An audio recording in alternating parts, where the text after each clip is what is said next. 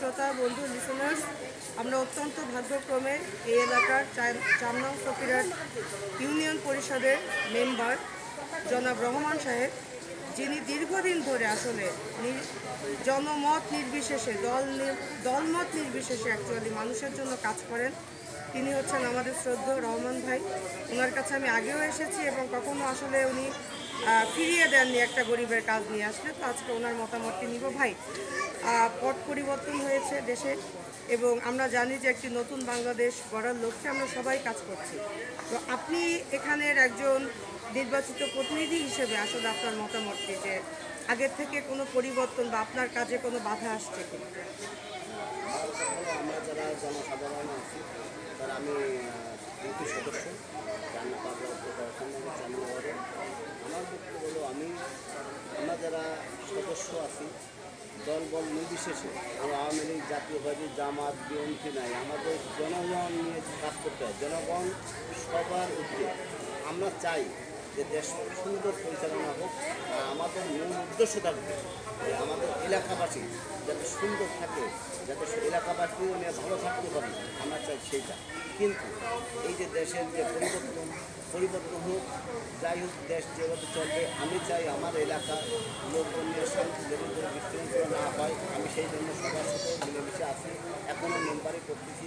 কিন্তু আমার যারা সাধারণ জনগণ আছে, আমি তাদের ভালোবাসা নিয়ে এখনও আছি, থাকতেও ভবিষ্যতে থাকবো সেই আশা করি। অসম্ভব ধন্যবাদ। তবে রহমান ভাই, আপনার কাছে একটি আমার আসলে তো অভিযোগ না, এখানে জনগণের অনেকেরই একটা অভিযোগ আছে যে তারা মুখ চিনে কাজ পাচ্ছে। হয়তো বিষয়টি কতখানি সত্যি আপনি অনেকে হয়তো ফিরে যাচ্ছে বা হয়রানির শিকার হচ্ছে, বা আপনি জানেন যে গ্রামের অধিকাংশ লোকই থাকে অশিক্ষিত, তারা অনলাইন বা এই সাপোর্টগুলো বুঝে না।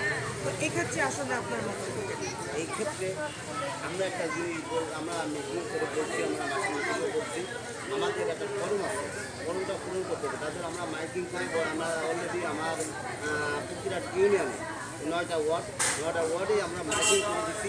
সেই মাইকিংয়ে ফর্ম নিতে হবে, ফর্ম পূরণ করতে হবে। যদি না পারে আমরা বুঝে দিচ্ছি, আমাদেরও সহযোগিতা আছে, আমরা নিজে সাহায্য করে দিচ্ছি। কিন্তু এখানে একটাই আছে, বয়স্ক ভাতা, বিধবা ভাতা, প্রতিবন্ধী ভাতা, মাতৃকালীন ভাতা, BDF card, PCB card, ration card যা আছে, এই যদি তার আয়ত্ত থাকে তারা পাবেন।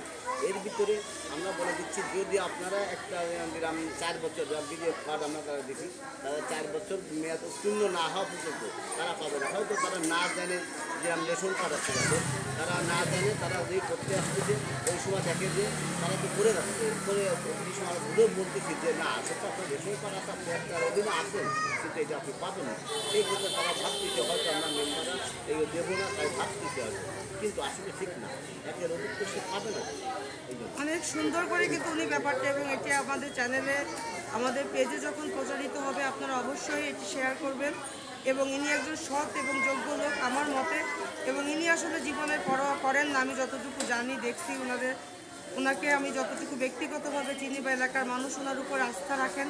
উনি সাহসের সাথে কাজ করছেন। আমরা ওনার আগামীর পথ চলা যেন সুন্দর হয় সেই কামনা করছি আমাদের চ্যানেলের পক্ষ থেকে। এবং এলাকাবাসীর একটি আস্থা এবং নির্ভরতার নাম রহমান সাহেব, এবং তিনি যেন তার যোগ্য কাজটি করতে পারে এবং সেই পথে বাধা আসলে যেন এলাকাবাসীও তাকে সাপোর্ট করে, এই আশা রেখে আজকের প্রতিবেদন এখানে শেষ করছি। ধন্যবাদ সবাই।